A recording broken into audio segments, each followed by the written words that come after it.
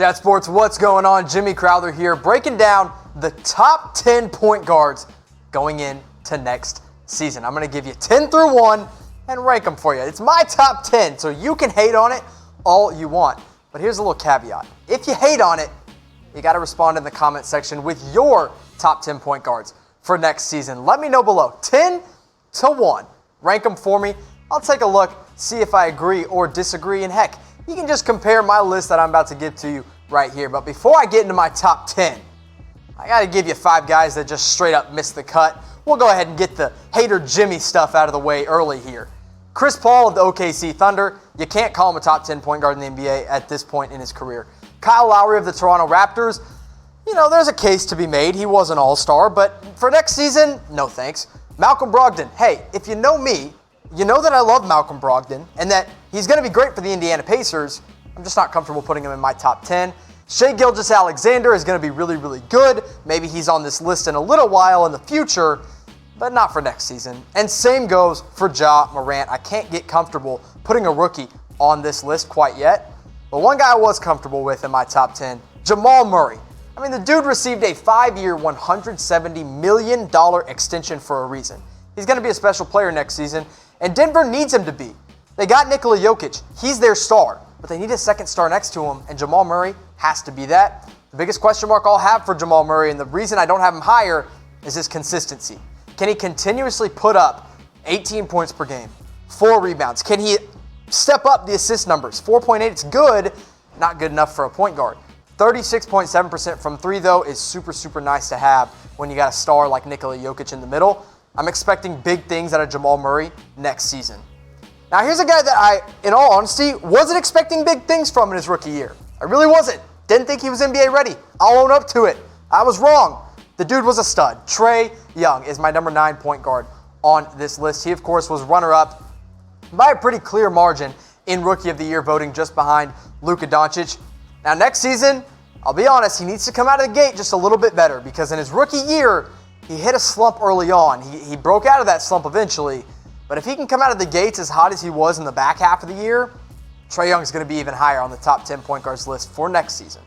Last year, rookie season, 19.1 points per game, 3.7 rebounds per game, which is fine for an undersized point guard, and at 8.1 assists per game. Look, the dude was in the top 5 of all NBA players when it came to assists per game. Not rookies, all NBA players. That's super special. Now, 32% from 3 is okay, but when you're supposed to be a 3-point marksman, it's not quite good enough. I expect Trae Young to take a little step up in that 3-point percentage next season, and if he can do that, I think he could be an all-star in the Eastern Conference. But do you agree with me on that, or do you disagree? If you think Trae Young will be an all-star next season, type Y in the comment section for yes. If you don't think so, if you're not ready to put him there, type in the comment section. I really honestly like Trae Young as a player. I think he's going to be a special point guard. He's going to be a really solid player for the Atlanta Hawks next year. Maybe good enough to be an all-star. So now here's what you got to do. If you want to find out who the all-stars are next year, if you want all the news, all the rumors, all the updates on the NBA, you got to subscribe. YouTube.com/ChatSportsTV. We're trying to hit that 150K mark. We're skipping over 140K. We're trying to hit right to 150. So go hit that subscribe button, youtube.com/ChatSportsTV. Let's keep it rolling here with the top 10. Number 8, Mike Conley, the newest Utah Jazz point guard. Look, he and Donovan Mitchell, it's going to be a special backcourt. I think they'll play really well off of each other. Donovan Mitchell's going to boost Mike Conley's game. Mike Conley's going to boost Donovan Mitchell's game. And defensively, he's just as good, if not better than he is offensively. That's why I have him above a guy like Trae Young, like Jamal Murray, because he can get it done on both ends of the court. And despite his age, despite some health issues, he's coming off a career high in points per game. 21.1 points per game, 3.4 rebounds, 6.4 assists, and a good 3-point shooter. The Jazz are cooking up something special over there in Utah. You got Mike Conley as your new point guard. I just mentioned that with Donovan Mitchell in the backcourt. And your 2 forwards are Joe Ingles and Bojan Bogdanovic. I think that's going to be a fun duo of forwards to watch. And of course, you can't forget about the Defensive Player of the Year in Rudy Gobert in the middle. I'm excited to see Mike Conley in a Jazz uniform and to see how far exactly he can take the Utah Jazz. He's not going to be their go-to guy, but he's going to be the point guard in the future for the Utah Jazz. Now, De'Aaron Fox is my number 7 overall point guard in the NBA for next season. The Sacramento Kings stud was just coming out of the gates hot last year. He was in the runner-up. He was in the running, for the most improved player. Lost out to Pascal Siakam. But in all reality, he had an absolute breakout year. He's one of the top two-way guards in the league. Like Mike Conley, De'Aaron Fox gets it done on the offensive end and on the defensive end. I give him a slight edge over Conley because of just how good he is defensively, and because I think he'll kind of reach more potential than Mike Conley can this next season with the Sacramento Kings. The one question I have for Fox is, can you lead this Sacramento Kings team to the playoffs in a tough Western Conference? Last year in his breakout year, 17.3 points per game and 7.3 assists, and really became a good three-point shooter, which was a big question mark for him coming into the NBA at 37.1% from three. Now, one guy that doesn't shoot the three-pointer, but he does everything else really, really well, is Ben Simmons. He's my number 6 overall point guard going into next year. Another guy like Jamal Murray that signed a huge contract extension with his respective team in the Philadelphia 76ers.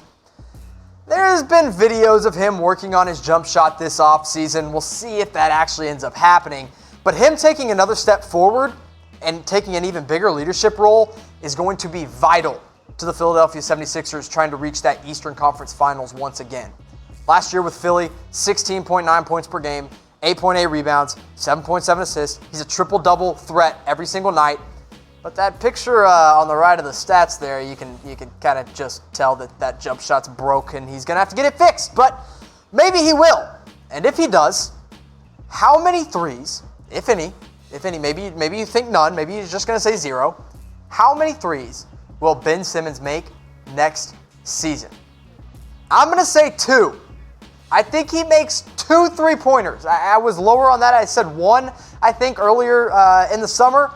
I'm going to switch it up. I think he'll make 1 actual attempted 3, and then maybe he makes a full court heave or something like that. But let me know how many you think in the comment section below. Let's get into the top 5 here with Kemba Walker, the Boston Celtics' new starting point guard. Of course, the Celtics found out they were losing Kyrie Irving, found out he was going to the Brooklyn Nets. Kemba Walker was like, all right, let's keep building in Boston. I will be your new starting point guard. And that's going to be his next role. And I think he's going to thrive in that role. That's why I got him as a top 5 point guard for next season. Obviously, he could have gotten that Supermax from the Charlotte Hornets after making an All-NBA team. That didn't happen. So now he's in Boston. And when he was in Charlotte last year, 26 points per game, 6 assists, 36% from 3. I expect those assist numbers to go up playing with more talent than he ever did in Charlotte. I expect the points per game maybe to come down to maybe 21, 22 points per game because they're not going to have to rely on him that much. Not as much as Charlotte did. I mean, look at this starting 5. It's Jaylen Brown. It's Gordon Hayward. Enes Kanter's a pretty solid center. He's no Al Horford, but he's a good center. And Jason Tatum, who I think will be the go-to player for the Boston Celtics next season. I think it's pretty clear why Kemba Walker's in the top 5. He can score. He can assist. He can shoot. He's one of the best ball handlers in the game. I love Kemba. I can't wait to see what he does in Boston. Number 4 point guard, another guy that changed teams this offseason. Oklahoma City Thunder fans everywhere are just shedding tears and filling up just lakes and rivers with their tears because Russell Westbrook's now a member of the Houston Rockets. Now look, the dude became a little less efficient this past year with the Thunder, but he's still logging triple-doubles every single night. He averages a freaking triple-double. It's ridiculous. We take it for granted how good that is for Russ. I mean, do I always love the guy? Do I think he always, do I get a little annoyed with him sometimes? Sure. But this triple-double number is ridiculous, and it's almost underrated at this point. 23 points per game, 11 rebounds, 11 assists.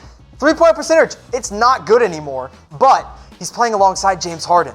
So that assist number gets to go up, and he doesn't have to take as many threes. Russell Westbrook is going to be a force to be reckoned with in the Western Conference and in the NBA as a point guard. So will this Rockets team. You got a point guard and shooting guard duo that have both won MVPs.